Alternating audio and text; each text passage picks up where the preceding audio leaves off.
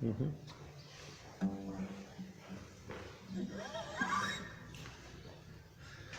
Amados irmãos, bom dia, graça e paz. Deus é maravilhoso, né? Mais uma escola bíblica dominical, né? Um dia frio, mas vai ficar mais frio ainda por causa da chuvinha que caiu agora há pouco, né? A gente sabe da intensidade. Mas nós começaremos nessa classe de escola bíblica dominical agora. Uma continuação de um estudo que nós aqui foi planejado e executado aqui no ano de 2018 e 2019. 2019 nós paramos nesse assunto, né, que é a história da igreja. Nós pegamos desde a igreja de Atos dos Apóstolos, depois chegamos até Constantino, né? Nós chegamos até John Hus, 100 anos antes de Lutero, a influência de John Hus. Paramos aí, né? E paramos então de continuarmos após a Reforma Protestante. Essa era a nossa intenção de estudo. Aí teve a pandemia e tal, e nós retomamos novamente a história da igreja, né? E agora nós queremos contar a história do cristianismo. Ô pastor, mas a história da igreja e do cristianismo não é a mesma coisa? Não. E aí é importante que a gente compreenda isso para a gente saber separar essa evolução histórica, e essa compreensão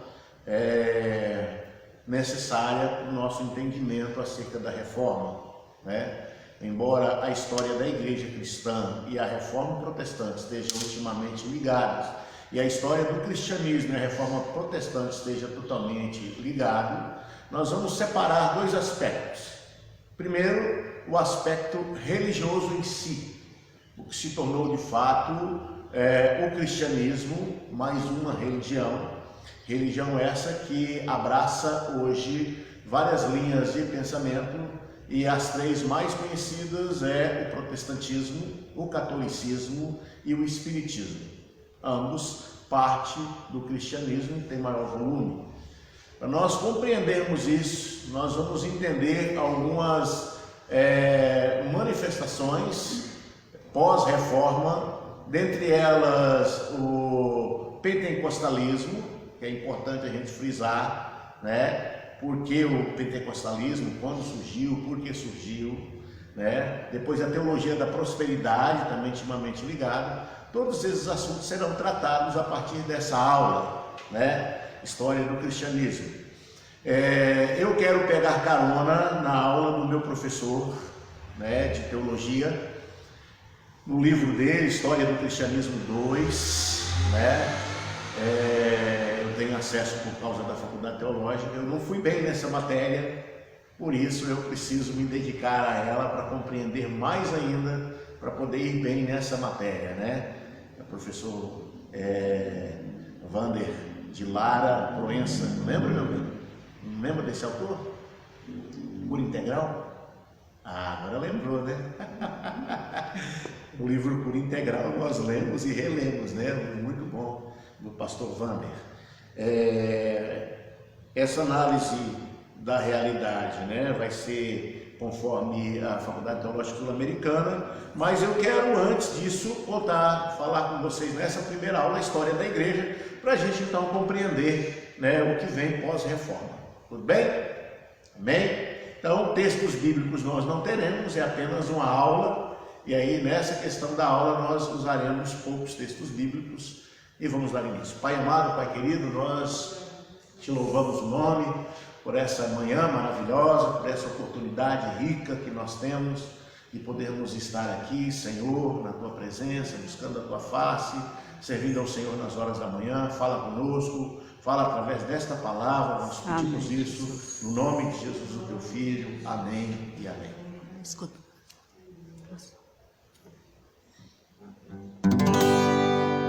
Quem nos separará do amor de Cristo?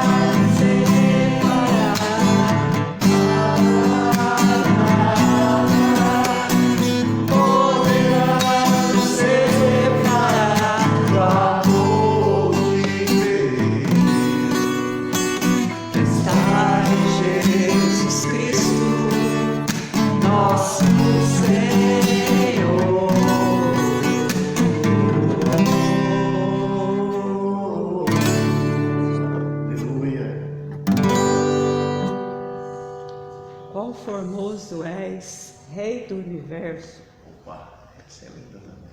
tua glória enche a terra e enche os céus. Aleluia. Quão famoso és, Rei do universo, tua glória enche a terra e enche os céus. Tua glória enche a terra, tua glória enche os céus, tua glória enche a vida. Senhor, quão famoso és, Rei do universo, tua glória enche a terra e enche os céus. Tua glória enche a terra, tua glória enche os céus, tua glória enche a vida, Senhor. Maravilhoso é estar em tua presença. Maravilhoso é poder te adorar. Maravilhoso é tocar em tuas vestes. Maravilhoso é te contemplar, Senhor. Maravilhoso é estar em tua presença. Maravilhoso é poder te adorar. Maravilhoso é tocar em tuas vestes. Maravilhoso é te contemplar, Senhor. Maravilhoso é te contemplar, Senhor. Aleluia. Glória a Deus. Que bênção. Que bênção. Bom, nós tentaremos seguir a seguinte sequência do livro do professor Wander. Essa sequência não deu certo aqui, eu acho que é. Tá. Ok. O estudo é de 2019. Dr. Wander de Lara Proenza, acho que é isso a pronúncia, da Faculdade Teológica Sul-Americana, na história do cristianismo, temas, personagens da Reforma Protestante, motivos e interpretações da Reforma do século XVI, quem foi Martinho Lutero, lugares, estratégia e repercussão do movimento reformador, a Reforma Protestante e seus movimentos, líderes do movimento da Reforma. Tudo isso nós trabalhamos aqui, mas vamos fazer uma recapitulação, O papel da leitura nos movimentos de reforma, João Calvino e a Reforma de Genebra, legado luterano e a Contra-Reforma Católica, interessante, movimentos advindos da Reforma como pietistas, moravianos e puritanos. Olha, legal, maravilhoso. A Reforma na Inglaterra e o surgimento do metodismo wesleyano depois, John Wesley e o metodismo, protestantismo nos Estados Unidos e os avivamentos. Olha que riqueza, origem do pentecostalismo, primeiros contatos da América Portuguesa com o protestantismo, o Brasil e o protestantismo, significado da Reforma Protestante depois dos seus 500 anos, interessante, vamos ver se eu trago alguns vídeos para nós assistirmos, ok? Maravilha, muito bem. Então, uma sequência muito importante, mas antes de nós adentrarmos nesse assunto, é importante nós vermos então a contribuição do cristianismo, como que o cristianismo veio a ser e qual é a contribuição dos romanos para essa realidade, a contribuição dos gregos para essa realidade e a contribuição dos hebreus ou judeus. Então, o cristianismo ele tem essas três bases, essas três influências diretamente, né? E o cristianismo se transforma no século III a religião do Estado. Então nós temos o aspecto político e religioso unindo-se a partir do século III, e é importante. Por quê? Porque nós trabalhamos nas aulas anteriores a história das igrejas da Ásia, né? Trabalhamos cada igreja da Ásia e o impacto dessas igrejas e como que isso pode ser colocado dentro da história, né? A carta às igrejas da Ásia é a história, né? Mas isso aí é importante a gente estudar assim para compreendermos, né? Para aumentar o volume de compreensão nossa, ok? Uma das coisas que tornam o estudo da história da igreja cristã uma inspiração é que esse estudo nos convence de que Deus está realmente operando a salvação do gênero humano no mundo em que vivemos, né? Essa é uma proposta por Robert Hanks Nichols, eu acho que é isso. Eu não sei usar a pronúncia certa, tem que pedir para Daniel auxiliar. A preparação para o cristianismo, né? Para que ocorresse o cristianismo, houve contribuições, né? Notando que hoje o cristianismo é uma religião, correto? Dá para entender isso? De vez em quando eu uso na igreja duas terminologias. Eu uso a terminologia reino de Deus e a terminologia cristianismo. Você fala, mas não é a mesma coisa? Não é. E é importante a gente compreender isso.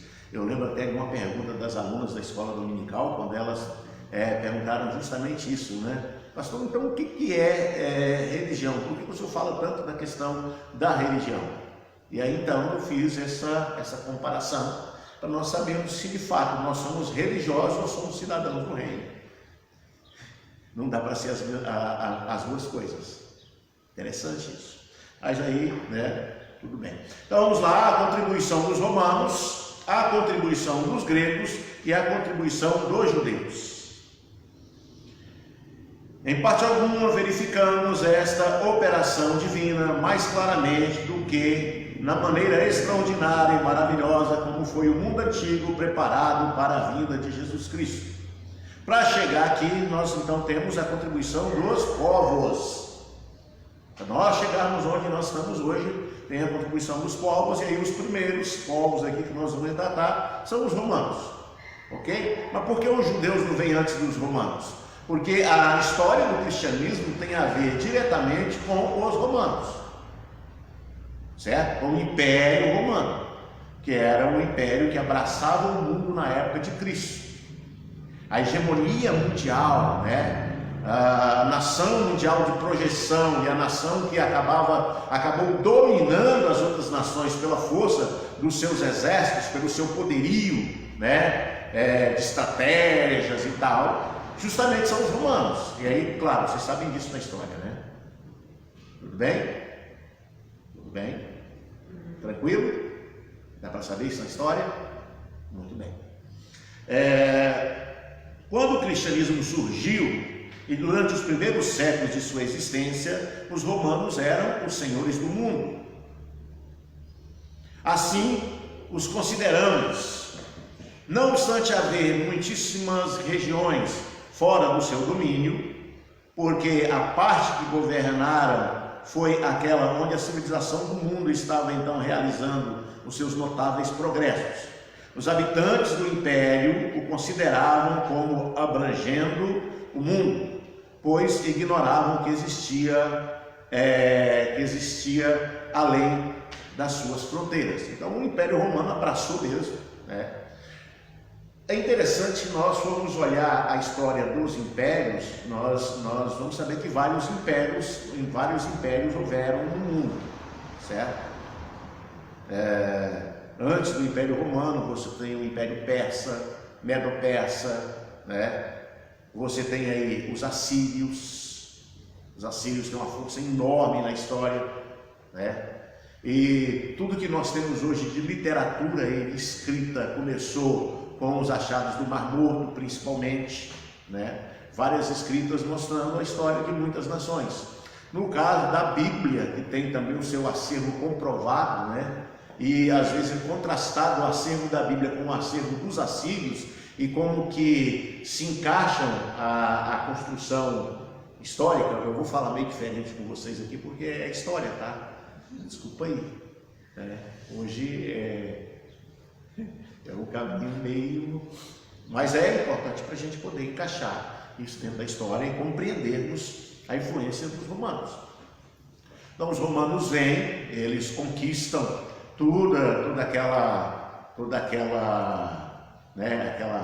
aquele vasto território, e aí eles começam a ter a hegemonia sobre o mundo, o domínio sobre o mundo. Hoje nós temos uma questão assim, dentro da nossa realidade, que ela virou mais uma questão comercial, poderio financeiro. Vamos lá, duas nações hoje no mundo que disputam entre si qual que é a mais poderosa do mundo, vamos lá? China e Estados Unidos, é o que está em evidência. Mas há poucas décadas era quem? China. Não. Estados Unidos e União Soviética. Parou de existir União Soviética. Certo? Correto? Agora a hegemonia é China e Estados Unidos. Nessa época, a hegemonia total do mundo era dos romanos. Os romanos é que comandavam tudo, influenciavam muitas nações. E, claro, que toda a sua construção histórica espalhou para o mundo todo. Por exemplo, qual é a influência dos romanos em relação ao nosso país? Qual é a organização do nosso país que tem toda a estrutura romana, praticamente, né? Praticamente. Não somente no direito, mas na construção aí fica fácil, política. Vamos lá? O sistema presidencialismo não tem a ver. Era lá, o imperador. Tudo bem, não, mas não é igual, realmente não é igual. Mas o parlamento é. Como é que era então a composição política dos romanos? Era o imperador e depois o Senado. Muito bem. Muito bem, estrutura política aí praticamente colocada em quase todas as nações do mundo, né? Então, os habitantes desse império o consideravam como abrangendo o mundo. Então não tinha barreira para o poderio do Império Romano, e aí então eles estabeleceram muita coisa, principalmente na literatura. Todos os países têm senadores, né? Todos os países têm uma construção política muito parecida. A gente vê lá no Reino Unido, por exemplo, muita Reino Unido, influência sobre a Inglaterra, sobre a França. Tudo aquilo são políticos ali? É uma construção política, sim. Porque é lotado, né? Parece um teatro. É um parlamento, né? É chamado parlamento, como aqui no Brasil também, o parlamento. Então, olha a influência direta aí dos romanos. Além disso, o mundo romano incluía todas as terras que seriam alcançadas pelo cristianismo durante os 3 primeiros séculos da era cristã. Então vamos lá, para onde? Para em Constantino. O que Constantino faz? Constantino é o imperador romano, é importante saber isso, o imperador romano. Ele agasalha dentro do império a religião e torna o cristianismo como religião oficial. É a religião do império. Antes, qual que era a religião em relação aos romanos? O culto ao imperador. Correto? Ave César. Correto? Deu para entender aí? Culto ao imperador. Agora, quando eles agasalham o cristianismo começa a ter uma roupagem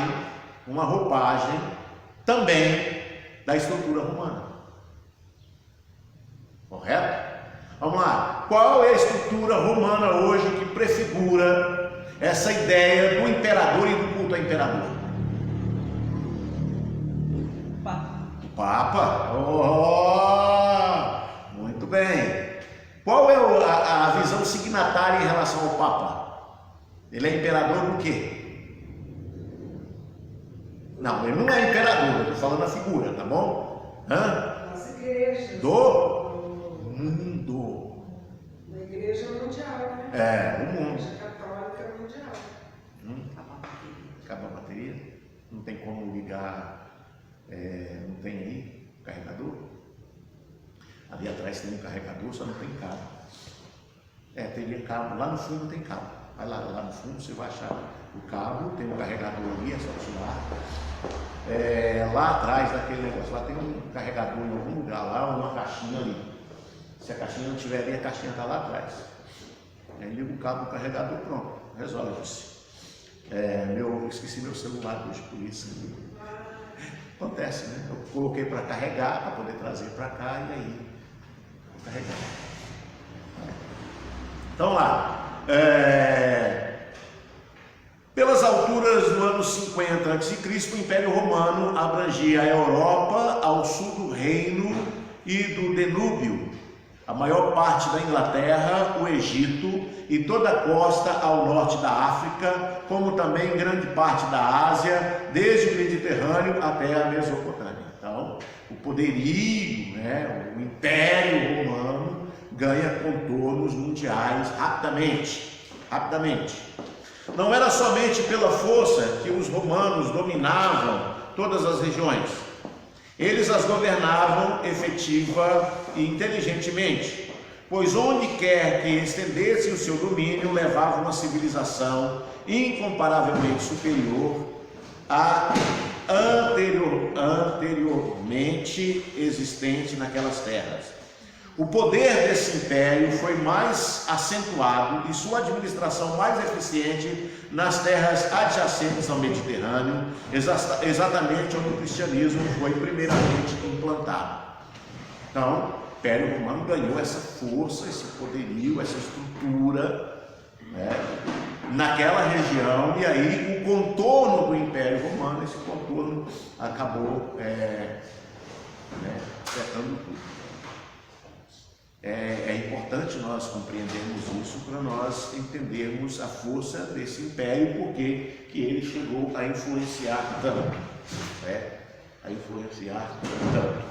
Ok. Com seu império, os romanos se tornaram os mais úteis instrumentos de Deus no preparo do mundo para o advento do cristianismo. Então, para o cristianismo chegar onde chegou, houve essa estruturação aí poderosa em relação aos romanos. Meu bem, por favor, vem aqui, faz uma leitura aqui para mim. Isso. Quando você faz a leitura, eu vou achar isso, não vai precisar. Quando você faz essa leitura e essa leitura aqui, é só clicar que ele vai para frente. Ó. Boa. Tá vendo? Vai lá, faz a leitura para nós. Com o seu império, os romanos se tornaram os mais úteis instrumentos de Deus no preparo do mundo para o advento do cristianismo. Esse império, que incluía grande parte do gênero humano, foi uma lição objetiva que provava ser a humanidade uma só. Por muitas eras, governos separados formaram grupamentos humanos que se sentiam diferentes e isolados de todos os outros grupos. Mas com o Império Romano, os povos se unificaram no sentido em que todos os governos tinham sido derrubados e um poder único dominava em toda parte. O cristianismo é uma religião de caráter universal,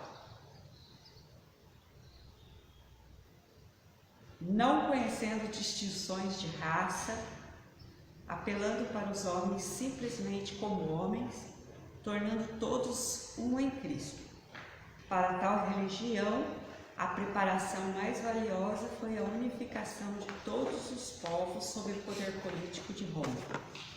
Além disso, o poder de Roma trouxe uma paz universal, a Pax Romana.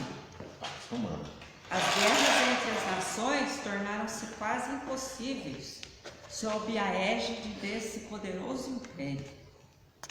Esta paz entre os povos favoreceu extraordinariamente a disseminação entre as nações da religião que pretendia um domínio espiritual universal.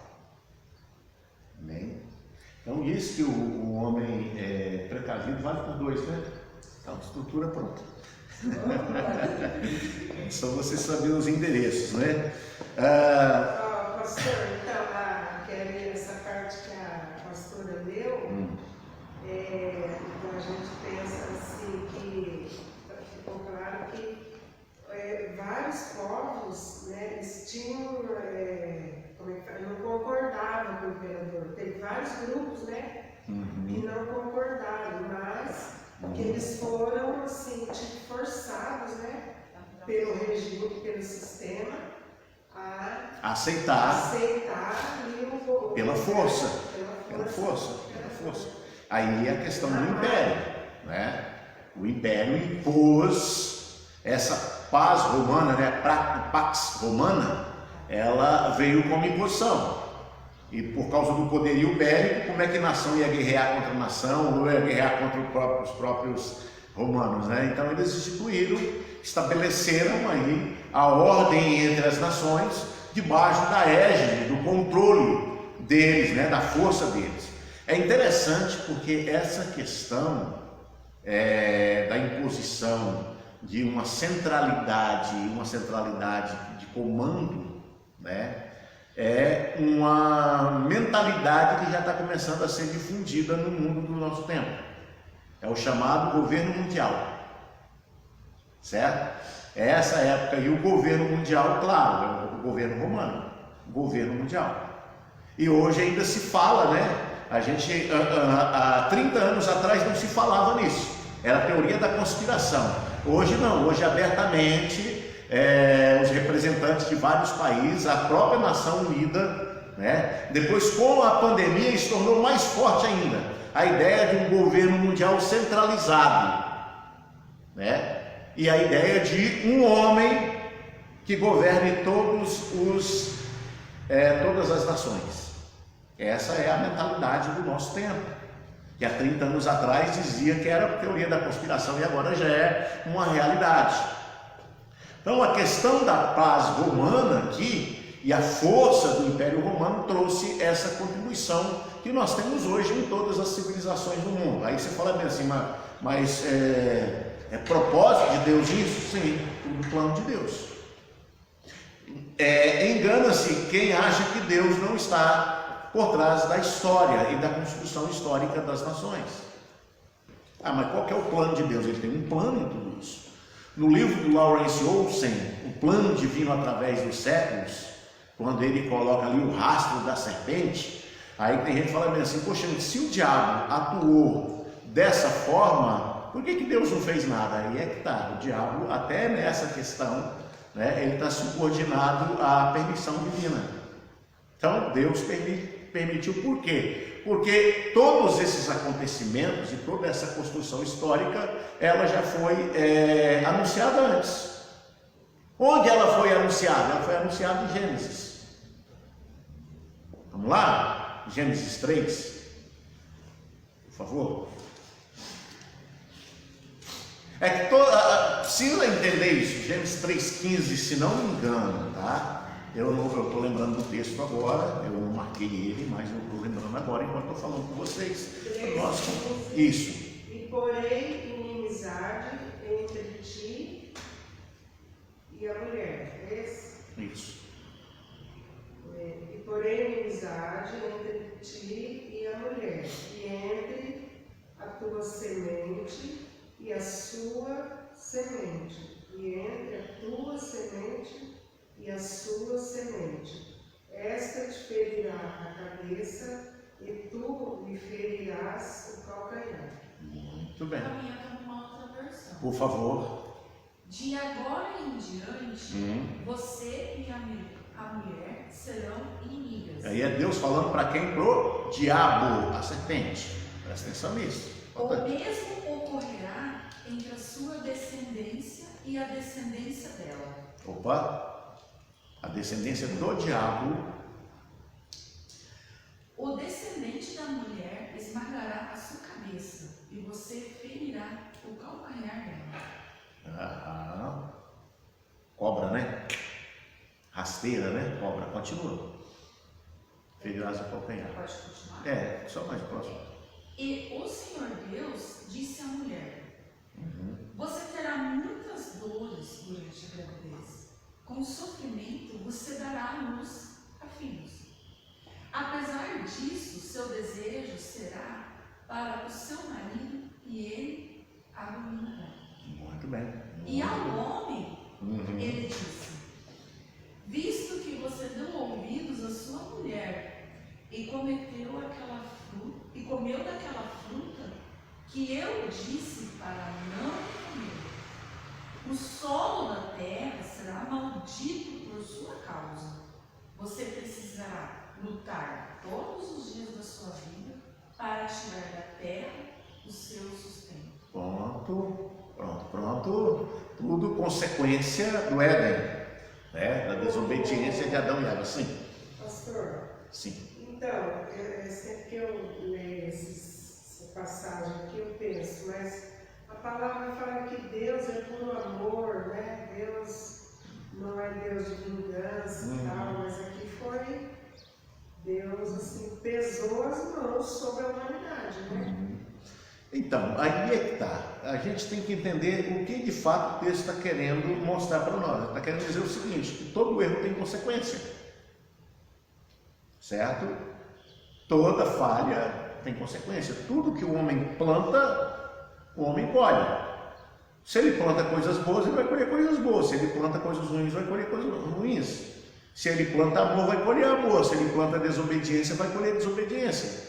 Então aí não é Deus que pesou a mão. Aí foi o homem que escolheu o caminho, o livre-arbítrio. Como ele fez a escolha, qual foi a escolha? A árvore do conhecimento do bem e do mal. Tinha duas árvores para ele escolher: a árvore da vida, para a vida eterna, e a árvore do conhecimento do bem e do mal para governar, para ser independente de Deus.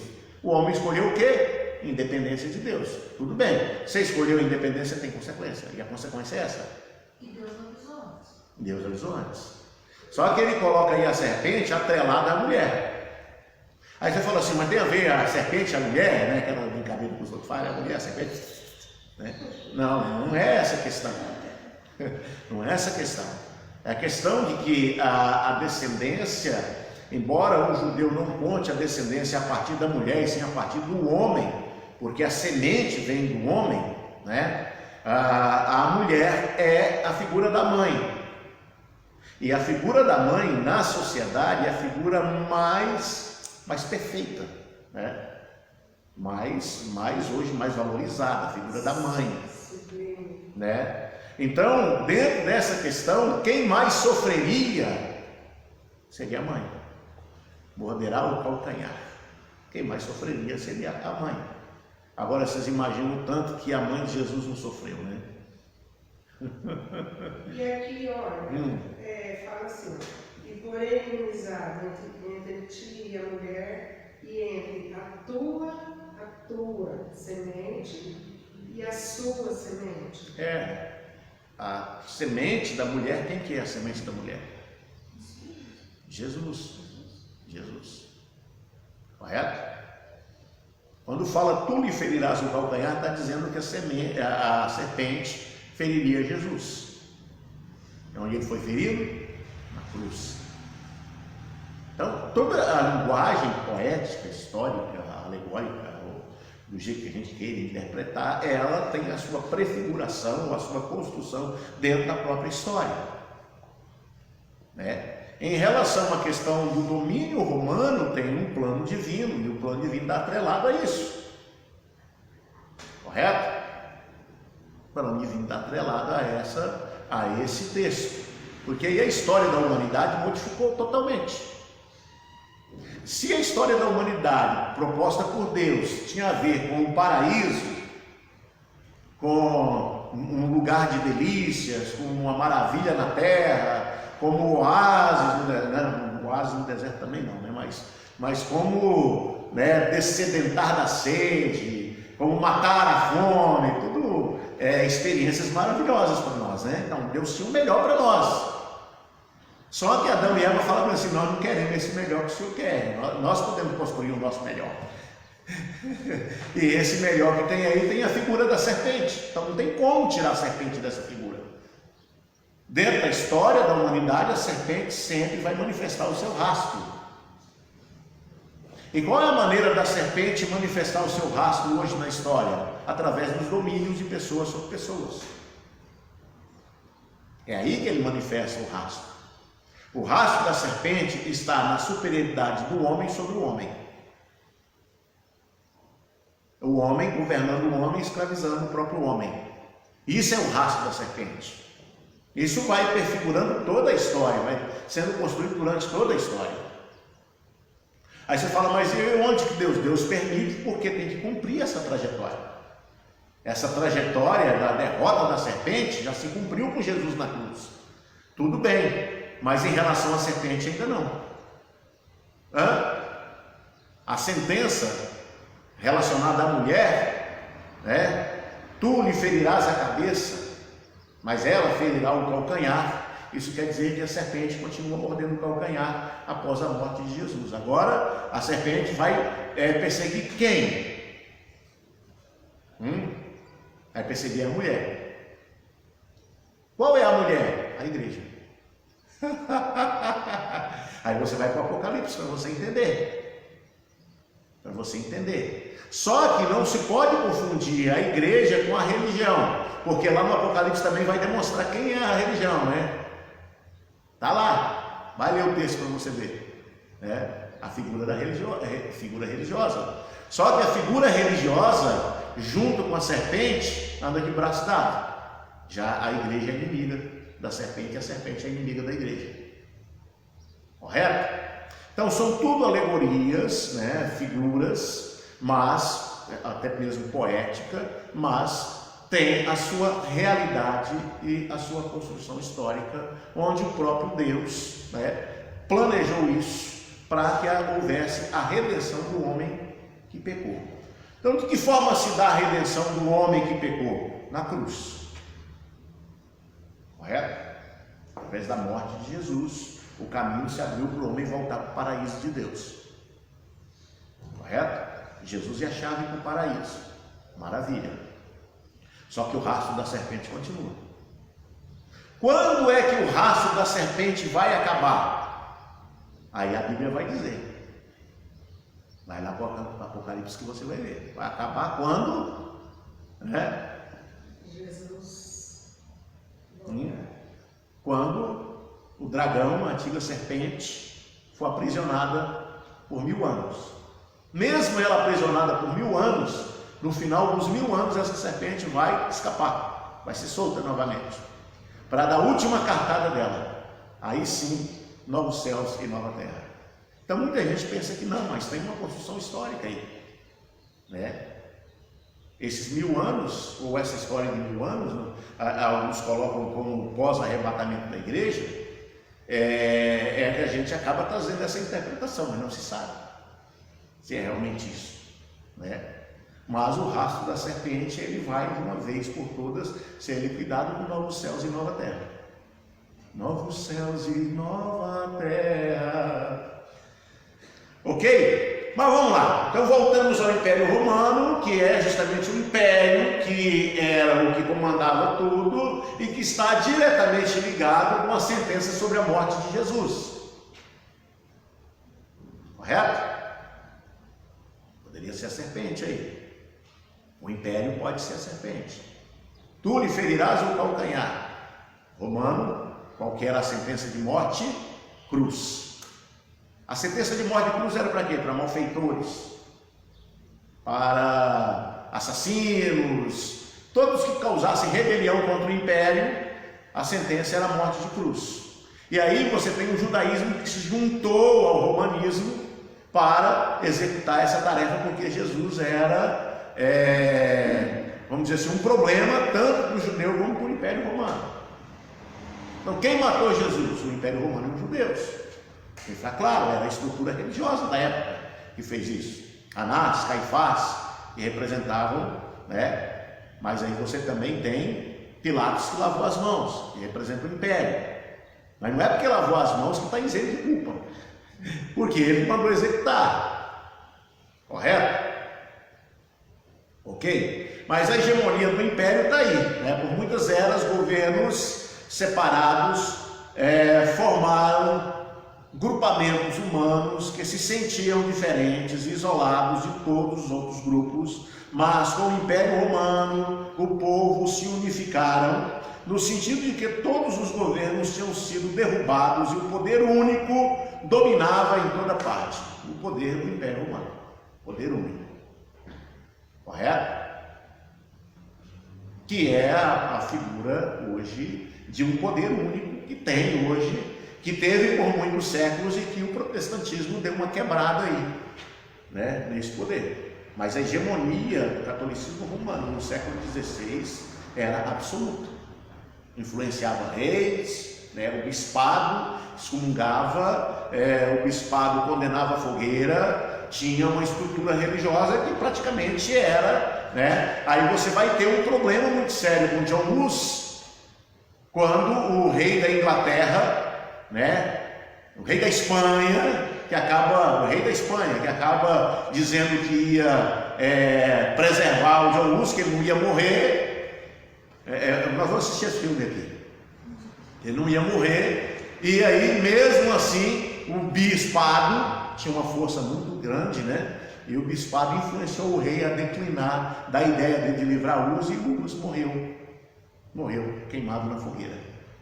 O Hus, que não é que ele era um problema contra a igreja, é porque ele pregava algo que a igreja não concordava. E aí então a igreja matou John Hus. Então depois, 100 anos depois, surge Lutero, com a mesma mentalidade de Hus, né? Lembrando muito de Agostinho, lembrando muito de outros reformadores, de outros pais da igreja, né? E uma diferença, agora, embora Hus era o, vamos dizer, o sacerdote do rei, né? Era a figura importante do rei, mesmo assim o rei não conseguiu livrar ele da fogueira, né? Ele morreu queimado na fogueira, cantando, louvando e adorando a Deus. Nós vamos assistir esse filme. Muito legal, muito bom. Para nós entendermos o que culminou depois da reforma. O que chegou a reforma, tem uma história aí. E depois da reforma tem mais história. Né? Tem mais história aí. Pós-reforma protestante, nós chegaremos lá. Ok? Cristianismo é religião de caráter universal. Correto? Não conhecendo distinções de raça, apelando para os homens simplesmente como homens, tornando todos um em Cristo. Para tal religião, a separação mais valiosa foi a unificação de todos os povos sob o poder político de Roma. Então o Império Romano está acordadinho. Esse império aqui, ele continua, ele pré-existe, ele continua, ainda comandando mentes e corações. É importante nós entendermos isso dentro da construção histórica. Não, é só você olhar para Roma, né? Viu agora aquele o padre lá, né, que desviou não sei quantos bilhões lá por conta de uma propriedade lá não sei aonde, agora parece que ia começar a ter um julgamento. Eu ouvi falar também. O julgamento mais longo da história da Igreja Católica. Mas pelo jeito é tudo interno, é tudo lá interno. É interno, corrupção, né? Mas é interessante isso, porque você tem um poderio construído aí. Aí você fala, não tem nada a ver, não tem nada a ver. Ok, olhe para as propriedades do mundo. Olhe para a riqueza do mundo. Só que o cristianismo, você acha que Constantino ia fazer um negócio desse de graça? Unificar o império e a religião, tornar os dois um só? e ter o formato que teve, porque passou a ter um formato agora, né? Bom, quando você assistir John Lewis, vocês vão entender o que eu estou falando. Tudo bem, vamos lá. Além disso, o poder de Roma trouxe a paz universal, a Pax Romana. As guerras entre as nações tornaram-se quase impossíveis sob a égide desse poderoso império. Então, acabou. Essa paz entre os povos favoreceu extraordinariamente a disseminação entre as nações da religião que pretendia um domínio espiritual universal. E aí a pergunta que eu faço é: Jesus queria isso? Foi isso que Jesus veio para fazer? Ele veio para estabelecer uma religião universal? Então essa questão de religião universal tem dentro de quem? Do homem. Do homem. E aí tudo tem a ver com poder. Poder, hegemonia. Tá bom? Finalmente, a administração romana, sábia, forte e vigilante, tornou fáceis e seguras as viagens e comunicações entre as diferentes partes do mundo. Os piratas que estorvavam a navegação foram varridos dos mares. Por terra, as esplêndidas estradas romanas davam acesso a todas as partes do mundo. Aliás, tem um filme muito legal, vou ver se depois eu indico eles para vocês. Esse filme é extraordinário, é um filme para assistir em casa, né? Eu vou ver se eu mando ele para vocês. É uma série, na verdade, né? 3 capítulos parece. Essas estradas notáveis realizaram naquela civilização o mesmo papel das nossas estradas de rodagem e estradas de ferro da atualidade. E tão policiadas eram essas vias de comunicação que os ladrões desistiam dos assaltos. Olha o poder romano como que era. De modo que as viagens e o intercâmbio comercial tiveram extraordinário incremento. É provável que durante os primeiros tempos do cristianismo, o povo se locomovia de uma cidade para outra, ou de um país para outro, muito mais do que em qualquer outra época, né? Exceto depois da Idade Média. Então, foi um negócio extraordinário o poderio romano. Extraordinário, né? Para os povos.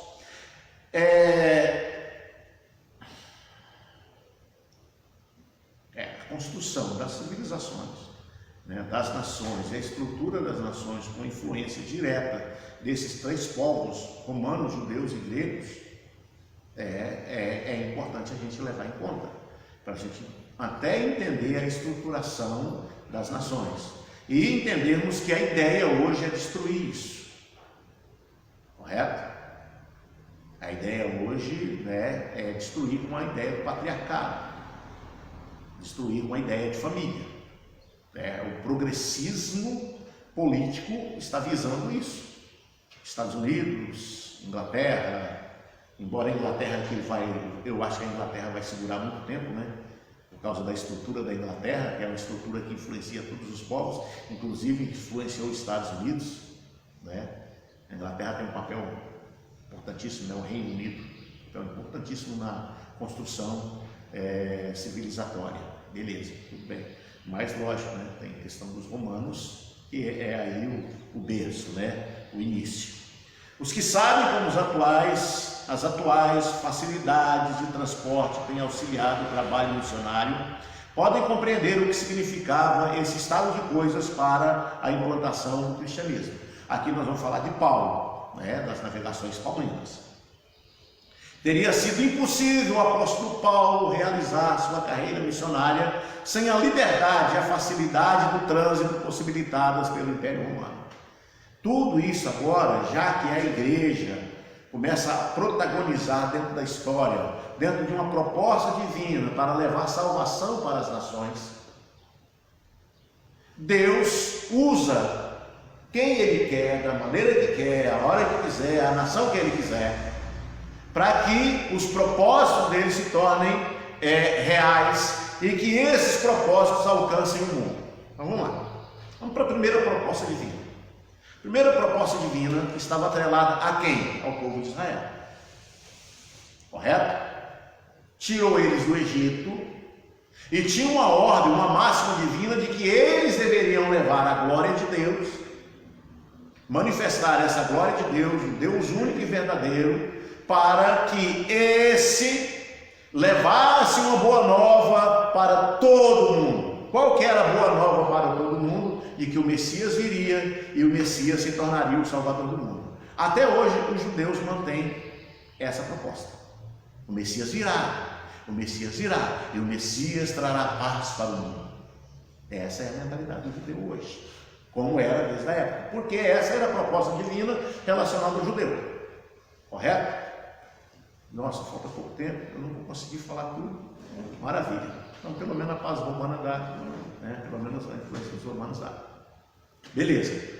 Os judeus tiveram essa grande oportunidade de fazer isso e alguns judeus entenderam isso. Dentre eles, Paulo. Paulo compreendeu, o Messias veio. Olha a proposta divina de que o Messias viria e através do Messias nós íamos ganhar as nações. E Paulo então encarna essa ânsia, esse chamado, esse fogo divino para cumprir o propósito divino.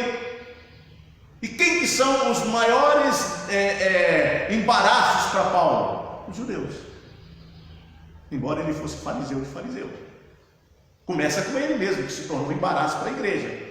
Mandava prender os crentes, matava, né? O próprio Paulo. Aí ele se converte. Quando ele se converte, a ficha cai. Opa, pera lá, a propósito divina tem a ver com a gente, tal, vamos levar Cristo para as nações. Então ele começa a espalhar Jesus para a Europa toda. Porque ele entendeu, chegou a hora. Só que o povo judeu não aceita. Não. Pois é interessante ter um episódio com Lutero e o povo judeu. Interessante, vocês sabiam disso, né? Você vai saber. Realmente sei que já foi luterano, né? Você vai saber. É interessante. É uma desavença, né? Ou você sabe disso? Não, você sabe. Então, eles falham, beleza. E agora? E agora o judeu continua esperando Jesus. Eles continuam. E o que vai acontecer na história?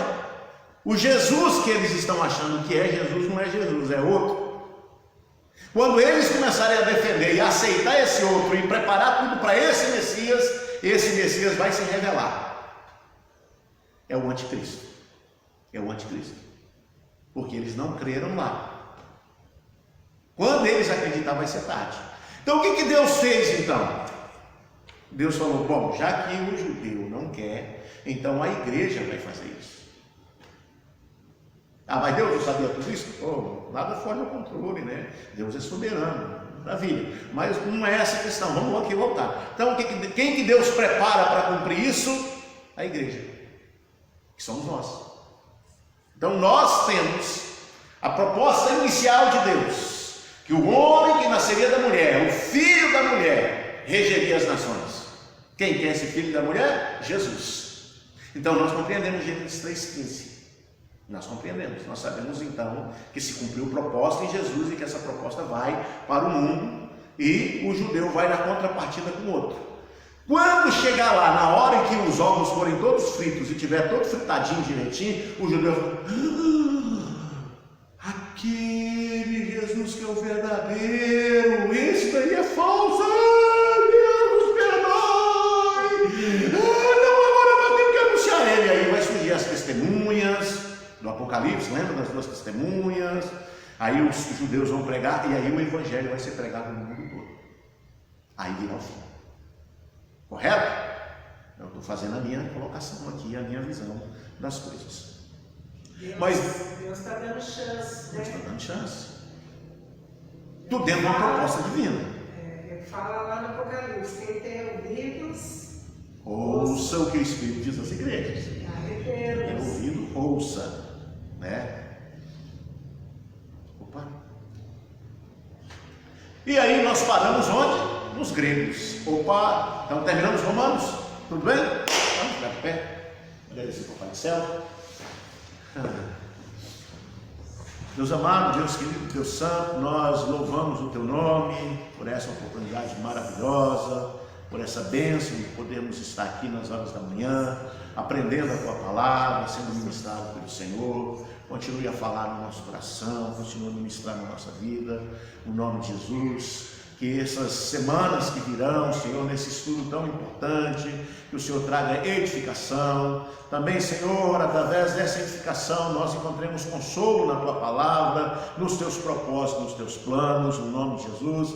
E se o Senhor quiser nos chamar a atenção, ou, Senhor, nos exortar, faça isso, papai, pois nós, como filhos, amamos, Senhor, quando o Senhor, com o Teu amor, nos disciplina. No nome de Jesus, abençoe essa manhã. Senhor, prepare o nosso coração para logo mais à noite, onde estaremos celebrando o Teu corpo, lembrando da Tua morte. Abençoa poderosamente, Senhor, as nossas vidas. Nós te pedimos isso em nome de Jesus. Amém e amém. Amém? Vamos lá no 3, 1, 2, 3 e glória!